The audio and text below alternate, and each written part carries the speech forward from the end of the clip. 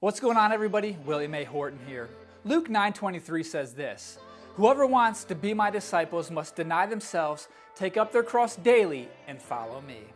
Today, I'd like to talk to you guys about the cross of discipleship. It's not easy being a follower of Jesus. Oftentimes, we think about the benefits and the blessings of following Jesus, but there's a significant cost in following Jesus too. Jesus said that to be his disciples, we must deny ourselves and take up our crosses. Being a disciple is more than just denying ourselves of things.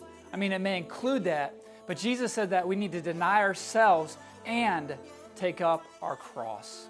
We need to reject anything that we're putting in place of Jesus. And it's easy to make false gods in the time that we live in. A tiny G God could be anything. It could be work, it could be relationships, it could be money, it could be education, and it even could be religion. Along with that, we need to take up our crosses. The cross means suffering and rejection. And that's what God called us to do. He called us to endure. Sometimes we talk about our problems as being the cross we need to bear, but Jesus is talking about suffering for being his followers and being his disciples.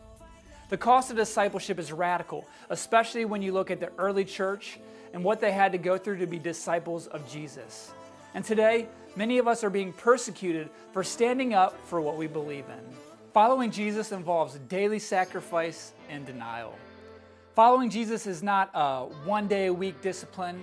It's not simply devoting part of our days in Bible study and in prayer.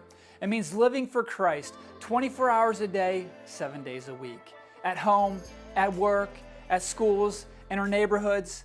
It involves letting him control our thoughts, our words, our actions. So, why would anyone ever considering carrying a cross for Jesus?